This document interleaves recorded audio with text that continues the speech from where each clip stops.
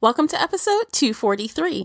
Joining me on today's 3 Book Bloggers 1 Series Read Along is Nicola. Casey is out, but she'll be back next month. We're discussing Siege and Storm, the second book in the Grisha trilogy by Leigh Bardugo. Stay tuned.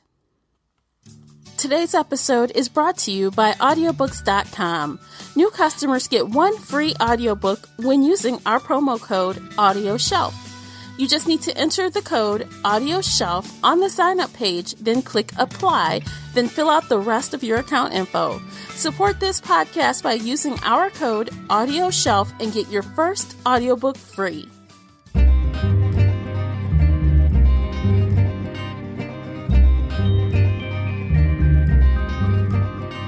Hey everyone, I'm your host, Tamara Ford, and welcome to Book Chat here on the Shelf Addiction Podcast. Join us in this book discussion by finding me on Twitter, as well as my book blogger co-host. Tweet at us using our special hashtag 3Bloggers1Series. That's using the numeric 3 and 1.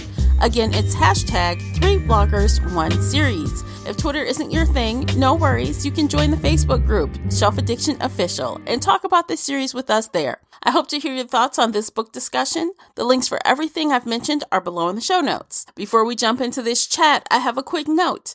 I want you to get the full enjoyment out of this conversation, so I recommend that you read the book first. This is a book discussion, so of course, spoiler alert, you've been warned. Welcome back, everyone. As I mentioned in the intro, we are doing a new book. This is the second book in a trilogy. Today, we are talking about Siege and Storm by Leigh Bardugo. And joining me is my read-along co-host, Nicola. We're missing one today. She's sick, but she'll be back next time. Yeah. Get well, Casey. We'll see you next time. But Nicola is here, and we are going to rock this. Nicola, go ahead and introduce yourself. Hey everybody, I'm Nicola Onichuk. I blog at alphaheroes.net, and I'm mainly a romance and urban fantasy person, but I'm trying on some young adult stuff here with Casey and Tamara this time around, and it's going pretty well, I gotta say. Yes. And also, you guys, as you know, this is our first read along that is also a young adult, in our series. So if you want more young adult, or if you are like, nah, I'm not feeling the young adult, let us know. So I don't want to force you to listen to us talk about this if you hate it, or if you want more, we want to know that too. Yeah, I think I'm going to jump right in here, but I think that if you like urban fantasy, it's a pretty blurry line here between young adult and urban fantasy. So I would say that it doesn't come off as being super teenagery in No. this particular series anyway.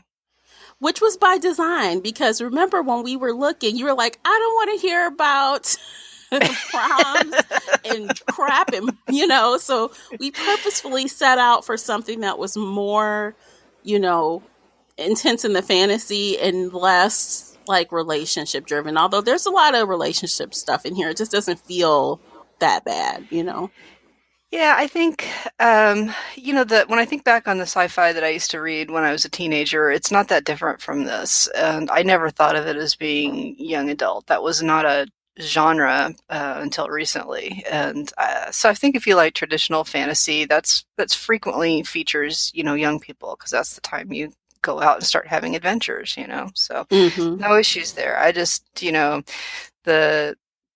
so there's some stuff about modern young adult contemporary books that's just really not very interesting to me personally. So yeah, totally. And honestly, I feel like a lot of the quote unquote YA fantasy novels, this one I think I'm on the cusp of. I'm still okay with calling it YA, but so much of it, I don't think it should be called YA, and that's a whole nother conversation. We start getting into some of the violence, some of the sex and stuff that does happen in these other books.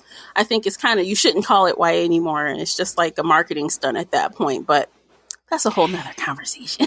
Yeah, I'm really not the expert on where that dividing line is, and I think that's agreed, that's a big conversation, right? Yeah. Because, what's the age group for a young adult? 14? Is that sort of the bottom? I mean, when I was 14, I was reading Judith Krentz and books with a lot of violence and a lot of sex. And oh my gosh.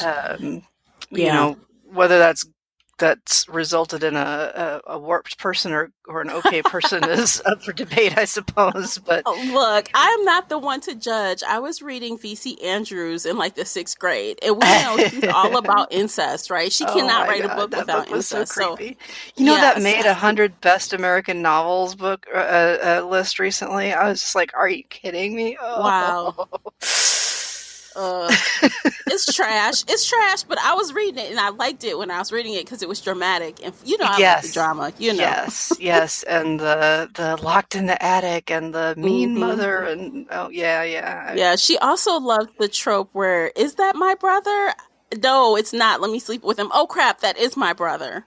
They were twins. How No, I mean in other books too. There's this other series, the Cutler series. Oh my gosh, she had these. It was like this love triangle. The guy she was dating turned out to be her brother, and then her brother turned out to not be her brother, and then she Oh ended up like no. switching partners. It was a whole hot mess. I guess I missed that one. Yeah, if anyone's read that, let me know. I think it started with Dawn. I mean, that actually seared into my memory because I was like, oh my God, what the heck is going on in this book right now? But yeah, Yeah. fun stuff. Okay. Anyway, back to the It's topic at hand. let's back to the topic. Thank you, Yes, Tamara. yes, of course. Because, we'll get off on a tangent and we'll be like off in somewhere else, left field. But okay, so what do you want to start with this? What do you think? Um, let's see if I think back to the beginning. So, um,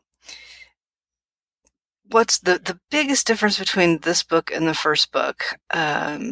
I guess they're just kind of always on the run from the Darkling, right? Mm-hmm. And he's just this sort of all-powerful, distant presence. So, but he's not in the book very much. He's kind of in the background. I guess at the very beginning he is. Mm-hmm. So, um, the thing to start with. What do we start with? I don't know. I guess killing Well, the sea monster. yeah, that's interesting. Yeah, when she got the scales or whatever. Hmm. And it Mm-hmm.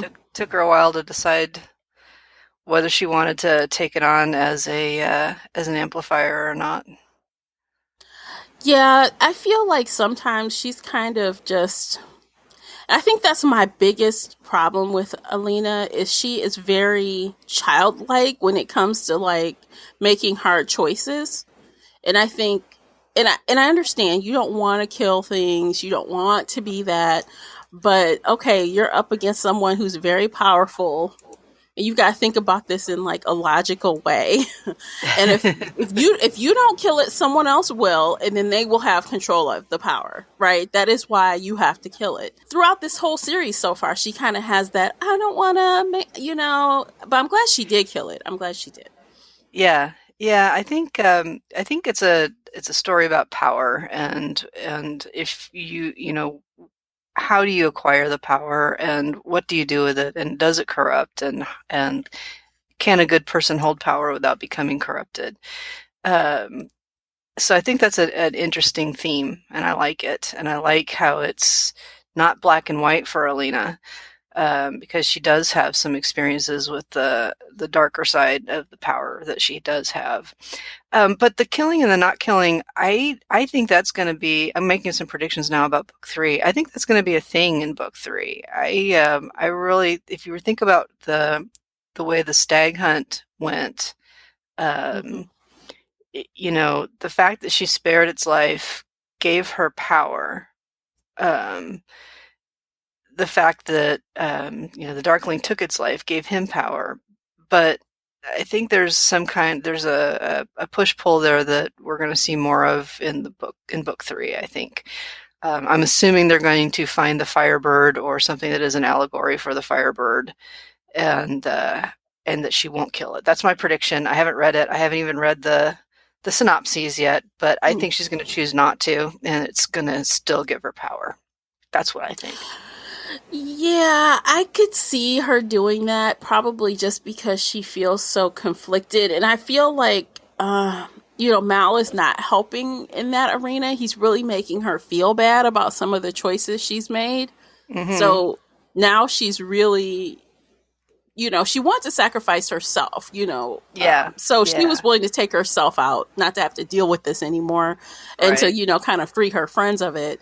But now that she is forced to deal with it some more, I kind of agree with you. I think she's going to try to, the whole But time, I do think she's yeah. going to try to actually kill the Darkling. I think she will try again, but she probably won't wear the final amplifier, not in the Yeah, way let's that she wears the first yeah. two. Let's skip ahead to almost the end of this book and when they were escaping from the battle and Mal grabs her around her free wrist and like something happens.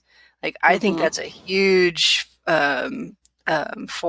foresight, foretelling, forething for the last book. Foreshadowing. Foreshadowing. That's the word I'm looking for. Thank Yes. you.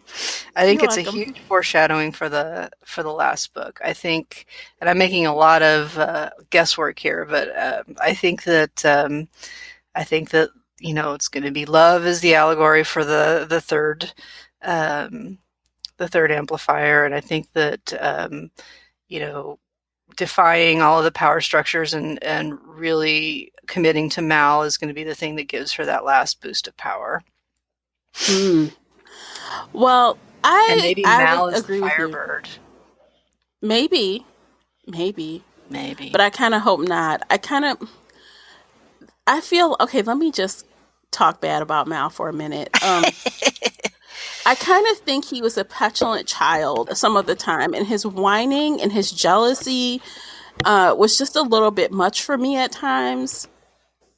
And I feel like I want him to grow a pair and grow up. Like, just because it's not the way you think it should be, that it's wrong.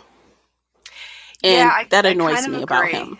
I kind of Yeah. agree. I feel like it's part of his arc across the series, and hopefully um, he'll grow into it. I think I'm looking forward to a happy ending with the two of them at the end of the series, or at least a meaningful ending for the two of them.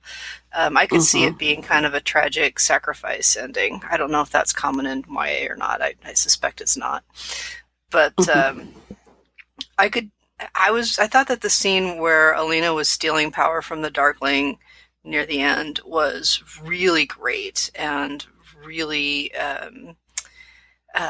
meaningful, I guess. So Hmm. I don't know quite what to make of that for the last book. So here I am.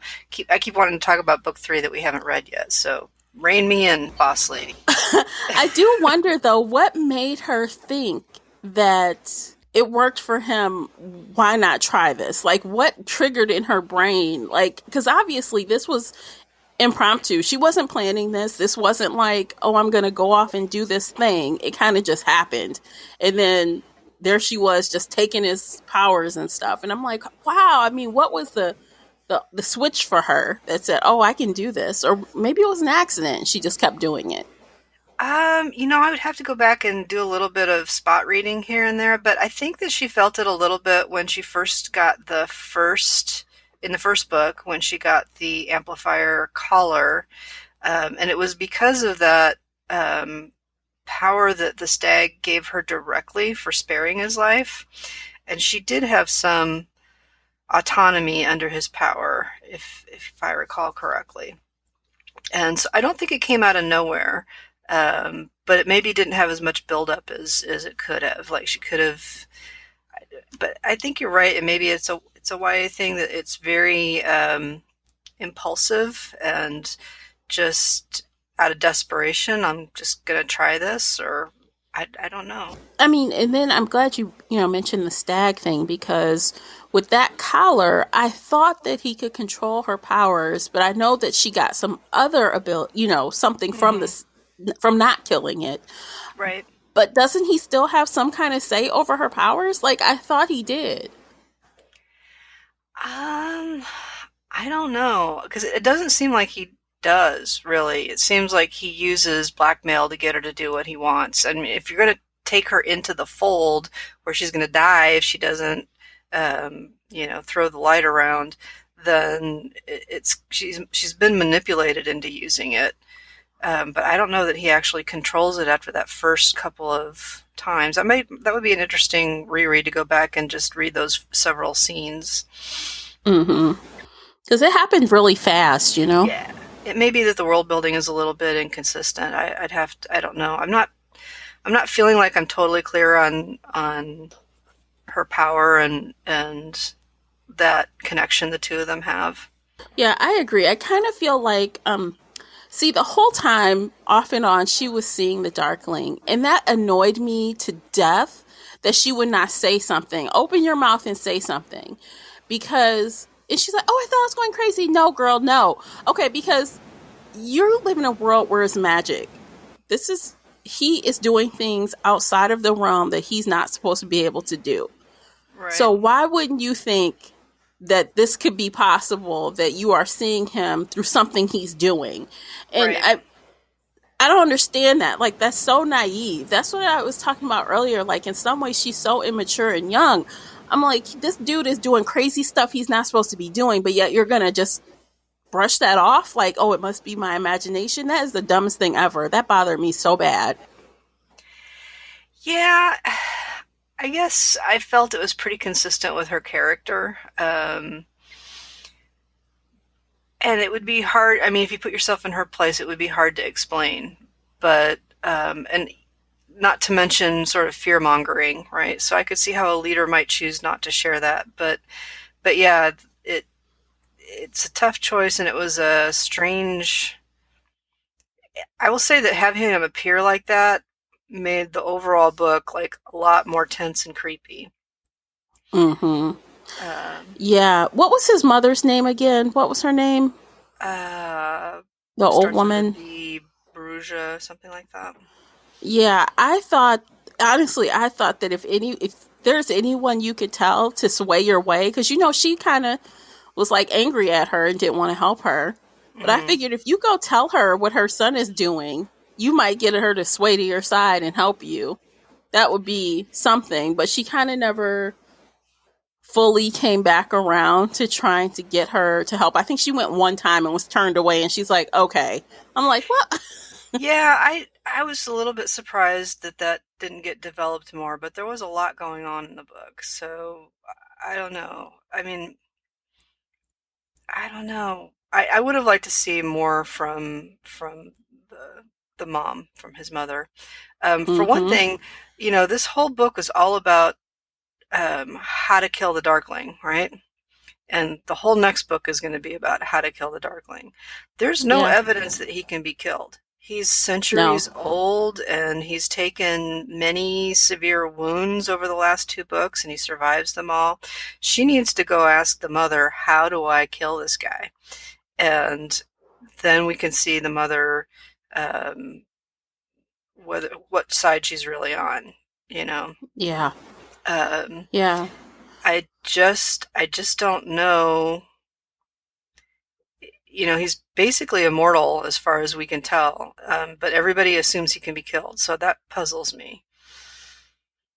Bakra, is that her name? Yeah, Bakra. Yeah, yeah, that Yeah, sounds she right. should know. And I feel like if you give her the right information, the right details, she'll turn.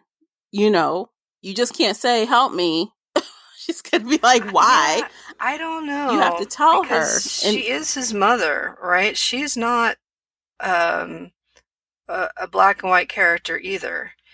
Her her wish was for him to be redeemable. Now that he's not redeemable, I don't know if she cares about anything, right? So a storyline where someone were to convince her to join their side would be really interesting. Um, it's just not in this book. yeah, I mean, after how he treated his own mother, I mean, I would think that she would be more open to helping, but instead it's the opposite. It's, you know, But she's the a darkling too, kind of, right? yeah. I mean, I don't know. So, Hmm.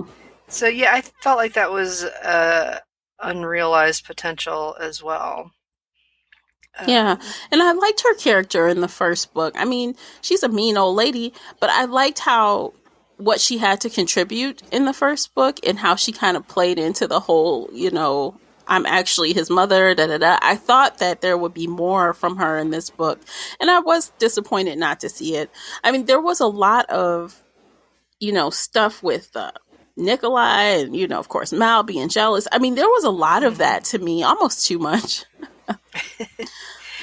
Yeah, I think that plays along with the power, the theme of power, right? Because there's most of them are not talking about loving her. They're talking about you know becoming a greater Alliances. power together. Yeah, alliances and Mm-hmm. power. So I think Nikolai is um, an interesting character. I really liked him in this book. I feel like he might be a little bit of a red shirt, but we'll see. Yeah. Do you Um, think he died or do you think he escaped? oh, I think he escaped. I think if he died, we would have seen that on the page. Yeah. Um, and I don't know if he escaped in his plane, um, but I think we'll see him in the third book. I just don't know if he'll survive the third book. I would not be mad if she ended up with him. I don't know. I just feel a way about Mal. I just don't like it. And I feel like there's something more for her because at least Nikolai knows what she is. He's helped her this whole book, Yeah. through his little advice. He's trying to motivate her and help her. And yes, in turn, it helps him, but he's not being wholly selfish about it. Uh, in this whole book, Mal's doing the opposite. It's like you're being a pain this whole book basically. So I would be rooting for her and Nikolai if that could happen, if it could. Yeah, I wouldn't be mad either. I think um, I you know I, Mal is there's something about him though. He's not he's that he's got that sixth sense about tracking these mythical creatures. I think there's more to Mal than what we're seeing on the surface, and I think that's going to come out in the third book. But one of You them think he's is going to Grisha? say, yeah. I'm sorry? You think he's Grisha? I think he Like a might be low level Grisha or he might be something thing? else. I think he Mm. might be the Firebird. Um, I could be completely off on that, but I think that either Mal or Nikolai is going to sacrifice themselves for Alina in the end, and she'll be with whoever's left. I don't have a good sense of which one it'll be. Hmm. I hope it's Mal that just takes the hit for the team and dies, and then she can move on with men that are adults. Uh, and maybe that could be his his flame of glory. He could go out like a hey, Yeah, she can I wear his support bones on his you. other wrist, and Yeah. I mean, he could be like, I really believe in you. I support you for who you are, and I'm going to help you out, and I'm going to help you save the world. And down you go. I'll be okay with that. yeah, it's really hard to say what the end game is going to be here. So I'm going to try to stop guessing about that because I'm interested to see how the author does it. Mm-hmm. What did you think of that first? I'm going to go back closer to the beginning of that first um, flight on the hummingbird into the fold. It was fine. Yeah, I I was mean, was really there something surprised. particular that Yeah, you I was really surprised, first of all, that they took off. I mean, I got the impression that flying was an extremely unknown technology in this world. So I was like sort of just as gobsmacked as Alina was when they left the land. I thought it was really cool. And then I was so mad when they flew her into the fold without talking to her about it ahead of time, without, I thought that was really, really crappy. And I was really Yeah. mad on her behalf. Yeah, like you shouldn't just. Yeah, that was really bold. That was very bold. I just think you just needed to get us from point A to point B, so that just had to happen. It didn't though. They were You don't think testing so? out. Well, I don't have a good sense of the geography, but I felt like they wanted to go in and test out all of the guns and ammo, and that they were using her to be able to do that. but we never, like, when it came down to it, they went back to the little castle or whatever, and they never really had to use that tech or use that situation again. So I don't know. Yeah, I so was it guess. useful? I mean, I don't know. I was really mad on her behalf that they did that to her. It felt very manipulative and that Nikolai was totally using her at that point. Yeah. I think at some point his character kind of just changed. Wasn't that at the point where she had saw him differently too? Was it that? She had kind of noticed the glamour or whatever, Mm-hmm. that had been quite a bit earlier. I think they were still on the ship where she was looking at his face and thinking it looked just wrong, you know. Yeah. Um, and then they kind of dropped that. I think that maybe his character started out going one way and then he became a device to use in a different way. So, surprise, Sturmond or whatever his name is now Nikolai. I kind of was like, ah, I don't know. I would love to know if that was like the deal the whole time, or did it kind of just evolve to that because you needed someone else to do something else? I would love to know that, like, insider thing. Yeah, But once he had stood up to the Darkling and told him, you can't do something that you want to do because it's my ship and I'm in charge. That made me not surprised when he turned out to be somebody else. mm-hmm. Because that's I don't know. I enjoyed Nikolai's character both as Sturmhond and as Nikolai. Um, I want to see him get some sort of uh, good ending. I won't imply a romantic happily ever after, but a good ending. Bagra, or that's her name. Yeah. Yeah, I want him to live. I don't want him to have an ending. I want him to make it out of the third book. That's what I want for him. Yeah, and when I say ending, I mean, he's got a kingdom to run and he's got somebody that's going, and it looks like it's going to be successful. And maybe Mm-hmm. there's somebody romantically that works for him, and maybe it's Alina, and maybe it's somebody else. Yeah, because I think now I could be getting this completely wrong, but I know there's another series called Six of Crows, and I think it's in the same universe, but Oh, it's really? different people. Yeah, I think it's called the Grisha verse or something like that. I was just noticing it on Goodreads. So that makes me wonder, like, I did not look at any of the descriptions because I didn't want to spoil myself, right? Right, But right.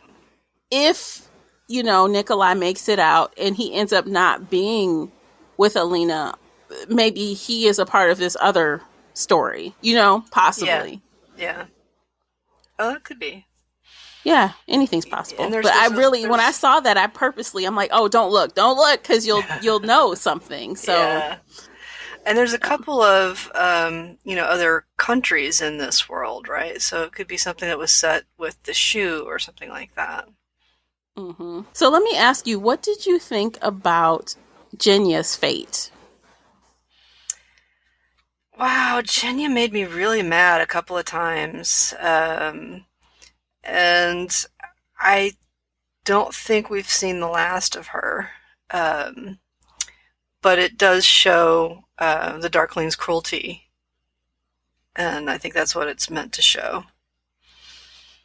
Well, I mean, heck, if he'll do that to his mother, he'll do anything to anybody else. Right. I'm a little surprised she's still alive, I guess, would be Yeah. the first comment. Um, I suspect she'll have a role in the third book. She may even be somewhat restored to health or to something, but it's interesting that that's going to be, in a way, her first loyalty test to the Pilgrims, is to Yeah. at near the end there, she tells, is it Tolia, to tell everybody that if she hears that word, Oh, the yeah. ruined is the translation, that she hears anybody calling her that will be the end of them. She said, what did she say? Like, cut their tongue out or Yep, something. I'm yep, like, whoa, girl, you. yeah. She went straight to it, boy. There was no screwing around there. She's gonna take over. I mean, the third book, she's going to rule the Pilgrims and that army, and uh, we have to assume that she's going to prevail, but it's going to be maybe without Nikolai, maybe without the all of the um, niceties of court. Mm-hmm. She might have a ragtag group of surviving Grisha, but not too many. Um, and I think we can assume that she'll, win in the end, because that's how these good versus evil series go usually. So Yeah. that's my expectation of book 3. But she's going to, I think, lose a lot of her, um, whether you want to call it weakness or compassion or humanity, or she's Tolerance for the BS. That's what she's going to lose. yeah, she's losing that. She's becoming more decisive, and she's becoming more Mm-hmm. willing to use the tools that she has for the greater good. And that's an interesting um, conundrum, or an interesting dilemma for a leader. I think. Yeah. Since we brought up the new group here, I thought that was pretty interesting to find out that Tolia and Tamar really were in that church. Yeah, I don't know. I don't know what I think about that. Like, when would that have happened? When would they have been radicalized, to use a The whole time. I think well, they were the whole time. but they were Shu, weren't they? And then they were with Nikolai. When would they have even heard about her? Oh, well, maybe well, I don't know. It was definitely before, I don't know. Good question. Yeah, I was a little. I'm a little ambivalent about that. I could really hate it if I tried, because it Hmm. feels like a betrayal in a way. Well, it definitely was, but we kind of got a little bit of foreshadowing that something was off when I guess he went to talk to her. I think was it Tolia? Yeah, Tolia? yeah. He's the I man, right? I He bookmarked went that and same scene yeah, where. yeah, Go ahead. yeah. When he kind of like puts his, he kind of kneels down and he waits for her to like touch him or something to be. It Yeah. was like, wow, okay, so he is really doing the most right now. Like, what is that? Uh, yeah. That's what I thought when it Yeah. happened. Yeah. Because that scene really resonated, and I think that the author meant it to, and it popped out at me too. I'm like, what's going on here? Mm-hmm. And then at the end, I was like, oh, well, that makes total sense. Um, Yeah. But I yeah. do believe, even though that they lied about being, what do they call themselves? Puritans? Is that what it was? Wait, what is it? I, What do they call themselves? I Pilgrims. don't I, know. I, don't, I don't know. Cult I don't know. members. Yeah. But even though they lied about that, I do believe that she can trust them, because at the end there, she did kind of say, well, who are you serving? Him? You know, Right. the or me, like, what is it? And I do believe she's probably going to put them through some more trials to figure out how trustworthy they are. But I mean, they came for her, they looked out for her, they saved her when she like got a little batty and just ran out Yeah. Yeah. like in the middle of the night. Like, who does that? But I do feel like ultimately they have her back, I even agree. though I they think did lie. I Yeah. agree, and it's in their way, which is sort of a martial way versus um, a worshipful way, I guess. I don't know, but I mean, I think they know she's a real person and not a goddess or whatever, Yeah. and she's vulnerable. One thing that does surprise me, though, is that if they had that direct line, I would have thought that the apparat would have shown up someplace more effectively, like in the chapel or somewhere, like where he would have had a chance to really talk to her and give her the message that he wanted to give her, which we still don't Yeah. really know. No, I mean, when he gave her that little message before he disappeared, that was creepy. I mean, the creep level was kind of high. Like, what is going on? Yeah, Like, yeah. um, He's like, come with me. And she's like, I wouldn't go. No one would go with you, crazy. No. Yeah, no, no, no, no, no, no. He reminds me a little bit of the Rasputin character from Russian Histories. I don't know that character. Okay, well, he's kind of like a crazy. He's always yeah. So he's legendary, but he was real. He has a real biography, I guess, and he was around during the last days of the czars, and Mm. yeah, there's just all kinds of stories about was he their assassin? Was he their defender? Was he a warlock? Was he immortal? Like they tried to kill him a number of times and he survived. And so there's a he's just got a lot of legends and myths around him, and that's who this guy reminds me of a little bit. Yeah, I could see that. But it's interesting that they took them so far beneath the ground and that, it's referred to kind of as a tomb. I'm like, oh no. Like it's a tomb. Like, get out of here. Like, are you Yeah, like crazy? No. catacombs almost. Yeah. It doesn't seem possible to me that the Darkling doesn't know about those, or wouldn't be able to find them in there, right? Because the dark is kind of his realm, right? Yeah. So that seemed a little odd, unless she must have just damaged him a lot, right? Yeah, where he's just going to leave them be for a while so he can get himself together kind of thing. Right, or he's just not able to chase him down because of what she did to him. Maybe she drained him so much that all he can really do is try to recuperate. Although there is a comment near the end that he's back on the throne and doing his thing. Has a price out on her head, right? Oh my gosh. He is the worst. Like, in some ways, I want to feel like maybe he's not that bad, but he is. He Yeah, really is. yeah. There's no I mean, I can understand um, the seduction that he is offering to her about how they're both sort of these lone figures and that no one's going to understand her like he does. And he might be right about that, but it doesn't mean he's going to be a force for good in her life, you know?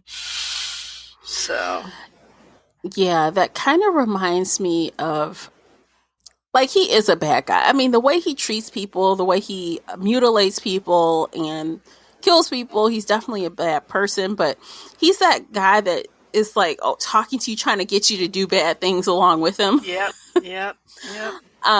Yeah, so he might understand you, but he's also, just like Mal's talking about, oh, I don't like who you're becoming. She will become something else if she were to get on board with what he's talking about. He Oh, really wouldn't know her then. absolutely. And I think that's the crack in the relationship that the Darkling is trying to leverage, and Nikolai too, for that matter. All right. Yeah. I don't know why the author just like she wants us to believe that like Mal is like the light, I think, that's keeping her tethered and keeping her not turning evil. But I feel like that might be true a little bit, but just based on some of the things that's gone on in this book between them, she's tired of him. I mean, I feel like she is tired of him. And the only reason she was hanging on is because, that whole thing, the enemy that like she Yeah. knows him. She knows what to expect with him. She knows she can trust him because she's known him forever when there's not a lot of people she can trust now. It's not that she prefers him. I think that she just thinks that's what she has.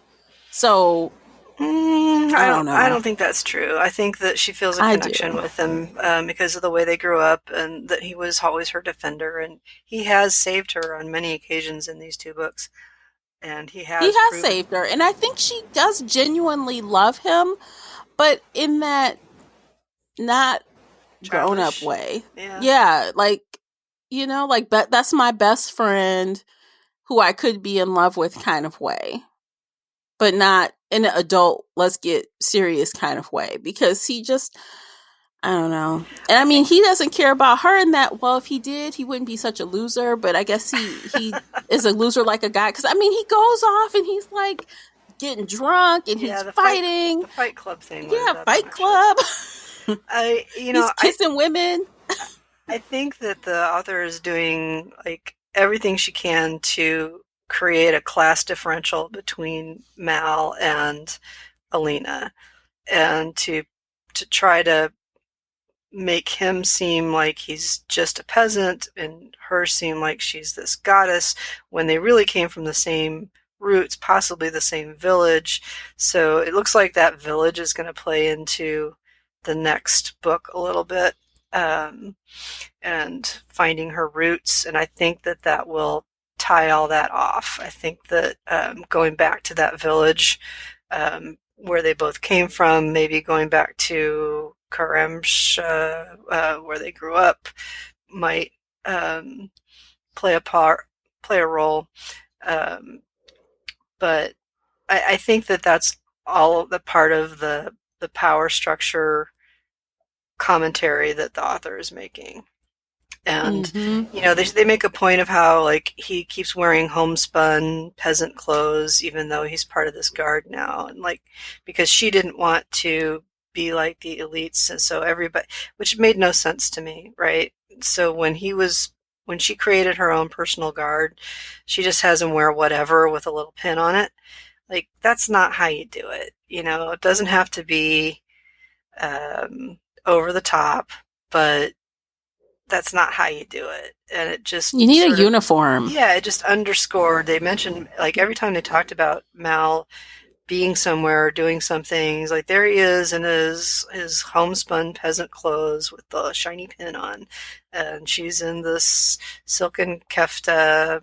I think that there's an intentional, on the part of the author, comment about a class situation there.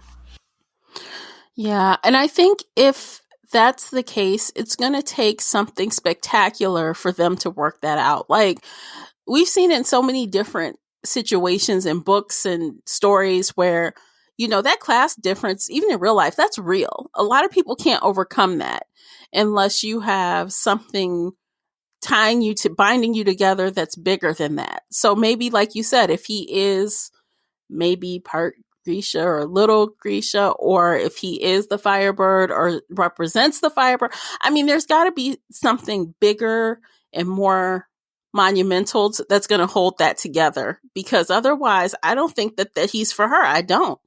You've got to make me feel like there's something going on bigger than that, because yeah, clearly you're not the same level, not anymore, but that can't be the only thing, you Yeah. know. I think that makes you a classist, Tamara. But Oh, well, shit. but What? Okay, look, but he's not I'm, overcoming it in so far. he's not He's overcoming it. And wallowing like, it for sure. look, and not all men, but some men cannot stand for a woman to be better than them, to be worth more than them, or seen as worth more than them, more important than them, have more than them. That is a true thing. Yeah, you're absolutely right. So he's not dealing with it well. I would totally agree with you there. Or the two of them are not dealing with it well. So Mm-hmm. um, so it'll be. I'm looking forward to book 3 to see how all these things are resolved. But yeah, I think the three big things going on in this book are well, I'm not sure why I said three and just coming up, but there was a couple of scenes that really stood out to me. One was sort of the not revolution, but the sort of mutiny on the ship where they grabbed the monster and got rid of the Darkling, which was pretty impressive considering his power and Mm-hmm. their surprise, right?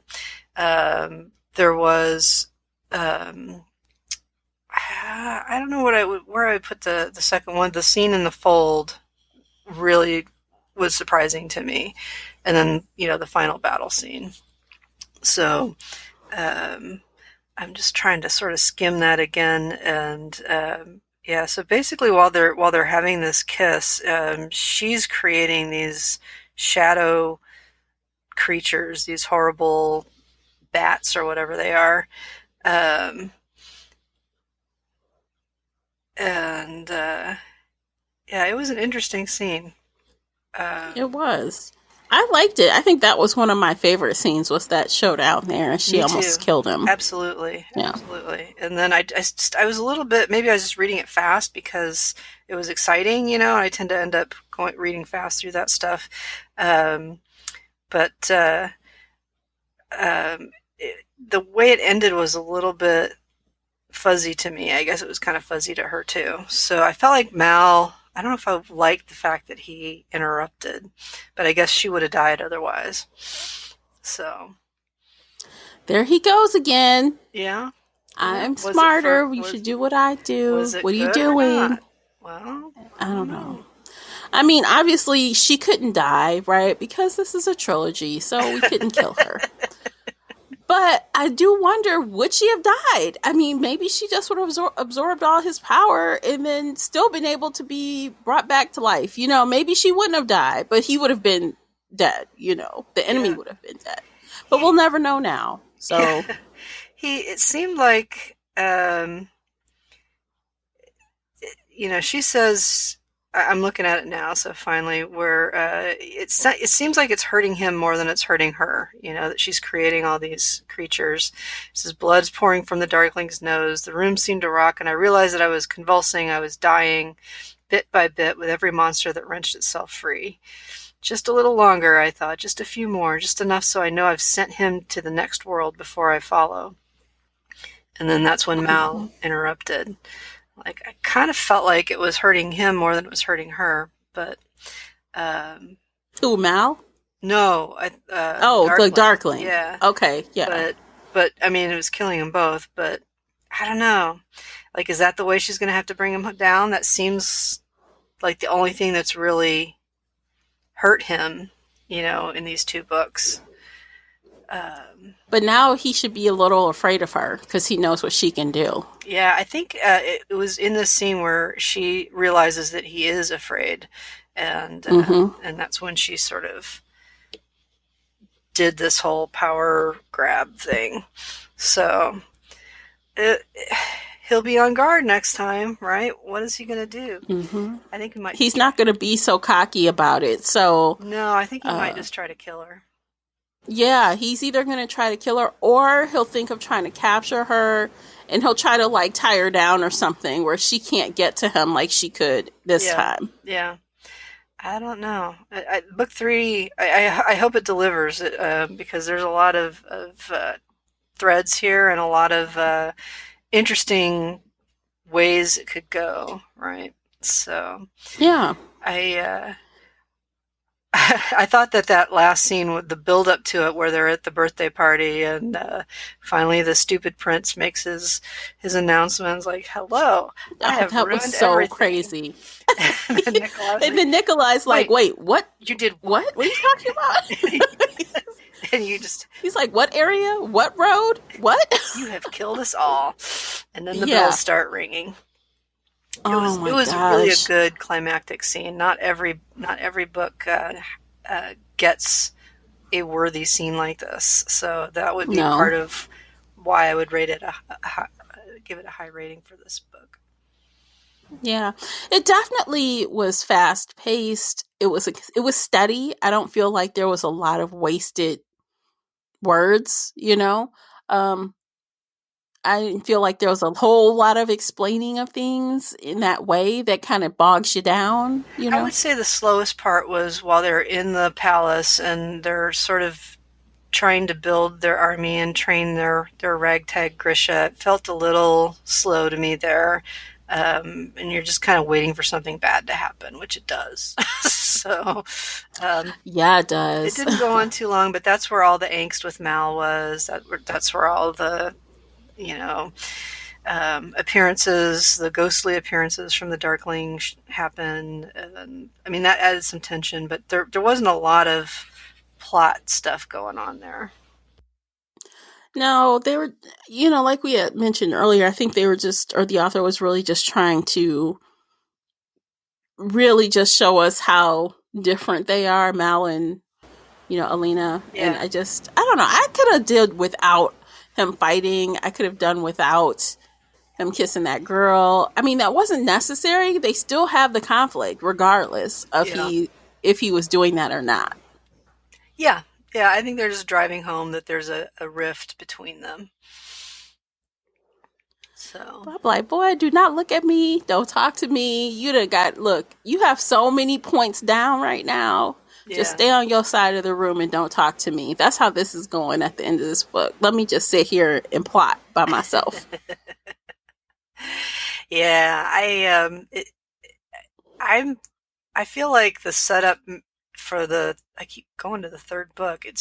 I'm really ready for the third book. I really want to read it. Just her whole, You can start it tomorrow. okay, but the way she changed sort of in that at the ending of this book where she, you know, overdrew her power and she feels like she's hollowed out and she's with all these pilgrims and her hair is white and she's, um, you know, I just feel like she's gone through an amazing physical and I'm going to say mental transformation in this book that happened to a much lesser extent in the first book. You know, when they did the big scene where they killed off this town and she was manipulated into doing that by the Darkling. So that was similar, but this definitely upped the ante. It took more out of her, took more away from her, cost her more. And we'll see what has to happen for her to regain her power and to triumph in the last book. Yeah, I think it not only did it cost her a lot physically and mentally, like you said, but it cost her more as far as friendships Yes. and other things. Because now I think, she felt alone almost this whole book. Even though she had people, she kind of felt alone in that she could not talk to them. She could not share all the information. Like all these people still don't know everything that she knows about the Darkling. Right. So she's held on to that. So I think now she's still going to feel alone unless something different happens. But because she has a different point of view on things, I think she's going to be more militant. And maybe she'll have some people listening to her and she'll be able to share more because she has a definitive goal, right? Yeah. I know it needs to happen, or I feel like I know it needs to happen. And I'm not guessing so much, and we're just going to do. I feel like it's more doing and less guessing. Yeah. Yeah. Let's hope. Yeah. I think Jenya is going to play a part in that. I'm very ambivalent about Jenya. I feel like um, I, Alina missed her in this book. You know, even though she betrayed me, I'm like, she betrayed you. She's dead to you. Stop it. Right, like stop mooning, like she's swooning over her like she was a girlfriend or something. Just stop. Yeah, and she betrayed her multiple times. Not just once. And I just so I feel like that. I think it's clear that she's going to play a role in the next book, and maybe she's redeemed. I don't know, but I'm ready to see the end of Jenya. But Yeah, I concur wholeheartedly. Like, bye, yeah, get out of here. I almost would rather see Zoya come up as some kind of confidant. Like she's sort of proven herself in a way where she started out as a competitor and she, flexed her muscles a little bit. Then that last kiss with Mal kind of wrecks it, so it's probably not going to go that direction. Yeah, But that's what I was thinking. I'm like, as long as she has her, claws in trying to get some of him, yeah, that's never gonna be, yeah. But I did think it could have been an interesting arc for her. Actually, if you compare the two, it would have been kind of cool. But I don't think that's where the author's going to go with it. But she's very powerful,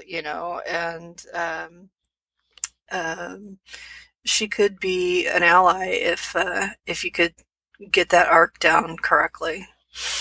And maybe she ends up with Mal, and Alina ends up with Nikolai. Who knows? Maybe. I mean, I still feel like there's a possibility for them to be allies, but not confidants. Probably. Like, as long as I need you to do something for me, we'll be aligned. But that's it. Yeah. Yeah, I would have like I saw I was if you really squint hard, I could see an arc happening there, but I think the arc that I wanted was uh, killed off when she went in for that hug or kiss at the end of the fight. So I don't think it's going the way I was Yeah. hoping. So No, that's dead. It's dead. yeah, I mean, in some ways, this whole book is not passing the Bechdel test very well. She doesn't have other female allies that that are worth anything, except maybe Tamar. But Tamar doesn't have much page time. She's not a confidant. She's a guard who had secrets that, Hmm. Alina didn't know about. So, like, not feeling it with Tamar. Well, because of what happened with Jenya, she already has kind of set herself up not to befriend anyone in that way because she already knows, well, how far can I trust any of these people? They already, I can't trust Right. any of them really. So it's going to be a hard and long road for her to find like a female friend like that she can Right. count on. It's going to be a lot. I just wish that the author hadn't done it that way, right? So Nadia was kind of weak and annoying, and Zoya is powerful and a bitch, and Tamar is, um, kind of, how do I want to put this? She's a powerful woman and not what she seems to be, and there's not a single female, and Bagra is who she is. So there's not a single powerful female in here that Alina can ally herself with. Whereas there were men that she trusted, right? Fedor, and I just feel like it could have been done a little bit less.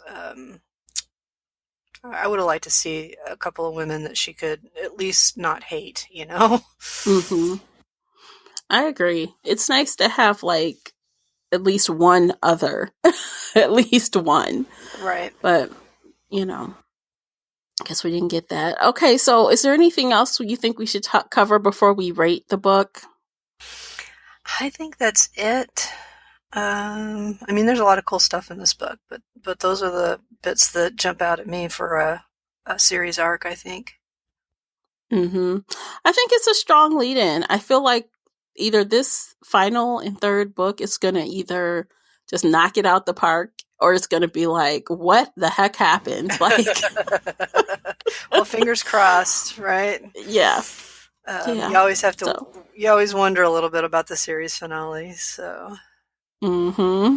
Mm-hmm. Okay, so Nicola, what did you rate this book?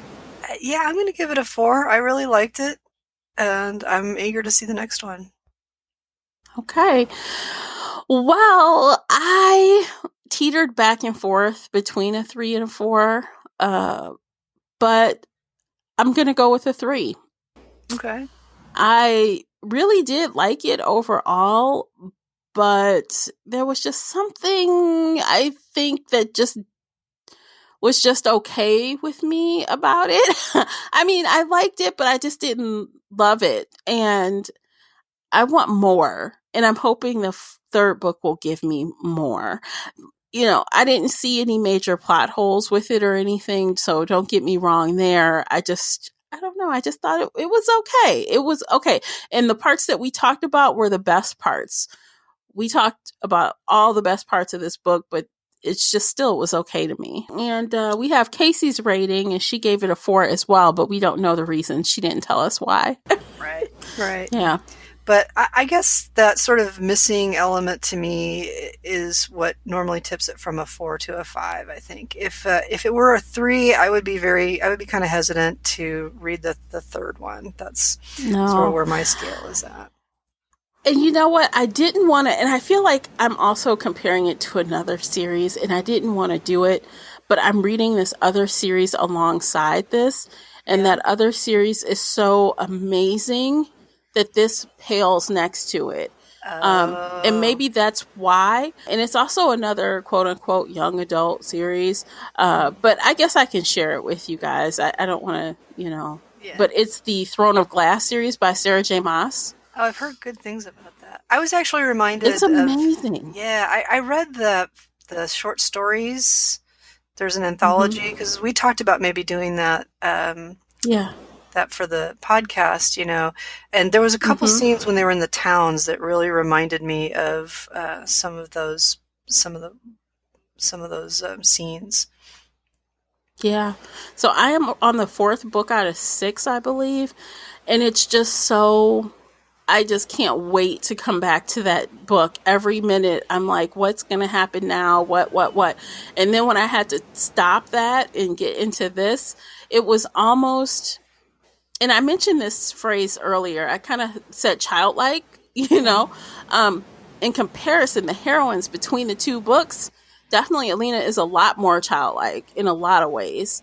And I think maybe if I had been reading something else and not that next to it, Yeah.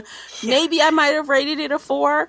But to me, that other one was just so amaze balls that this one was like, it was okay, you know? Yeah, it's funny you say that because the other series that I'm reading is an old urban fantasy series, The Weather Wardens by Rachel Kane, Mm-hmm. and it's interesting because the premise is there is also this class of people that can manipulate elements, so they're very similar to the Grisha, and some of them manipulate air and water, and some of them manipulate earth, and some of them manipulate fire. So they don't have the sort of people that can go in and do bodily, like the heart renders in this one, but that's kind of a combination of that's more the earth magic for the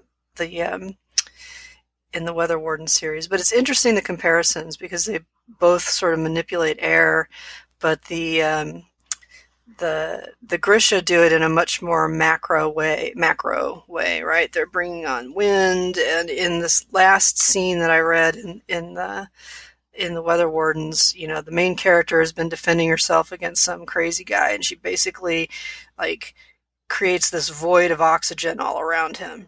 And that's not enough. She goes like into his body and starts dismantling the oxygen in his red blood cells. And I thought it was just Oh, kind of an wow. interesting compare and contrast between like sort of the blunt instrument and a scalpel kind of thing. Mm-hmm. So kind of Which do cool. you like better? Well, they're so different. Uh, I'm digging the urban fantasy. There's pros and cons. Like I'm not loving everything about that other series. We can talk about that another time if you want. Yeah. It's almost like you know how on South Park Kenny gets killed in every episode. The main character in this series basically somehow dies and is resurrected in almost every book, and it's kind of like, oh, okay, that's a little. By book seven, Uh, it's getting a little questionable. Like, how are you really going to do that? So, so but that kind of, it just gets old, kind of, a little bit. well, yeah, it's always, I don't know. It's interesting, and it's got gin in it, like genies, and Okay. it's all about um, it's about this class where we have Grisha in this series, they have Weather Wardens in that series, and um, in according to the world building in the Weather Wardens, the Earth is trying to kill us all, and the Weather Wardens are mitigating all of this, you know, these natural disasters that are really wanting to wipe humanity off the face of the earth. So it's Oh, yeah. That's kind of, that's a lot different. yeah, Yeah. Yeah. yeah. It's just the powers that were a little bit similar. So Oh, cool. Okay. yeah, Well, fun. So you guys have basically two recommendations from us, though, by accident. by accident. Yeah, but I do think if you like this, I haven't read the whole Throne of Glass series. I read The Assassin's Blade, which is a collection of novellas, and Hmm. so that was a good way to get a taste for the world, and I did enjoy those. Definitely. And if you do want to read this series, I definitely recommend starting with the novellas. It adds a whole nother layer to the actual full book when you get started. So definitely. Yeah. All right. Okay. So up next month, we'll be talking about Ruin and Rising. And that is the third and final part of this trilogy. And so we shall see what happens to the group, or to Elena at least, and who survives, who makes it through. Yeah. Will good triumph over evil? Yeah, will they? I don't know. Dun, dun, dun. Okay, guys. So definitely hit us up on Twitter. Use that hashtag 3bloggers1series, or join the Facebook group. The links for all of that is below in the show notes. Feel free to join and talk with us about this series. We'd love to chat with you. Tell us what we missed. Tell us where we're wrong. Yeah, what's your favorite part? All that fun stuff. What's your prediction for the Firebird? Yeah. But not a spoiler, just a prediction. Not a spoiler. Predictions only. And I guess we're done here. Are we done, Nicola? I think so, Tamara. This has been a great chat, and we're running long on time, I think, just there's so much to talk about. Yeah, absolutely. All right, guys. So until next time, happy reading. Take care, everybody. Yeah, bye. If you enjoyed today's book chat episode and would like to show your support, there are a few things you can do. Head on over to Apple Podcasts and leave a positive 5-star review. You can follow me on Twitter at Shelf Addiction.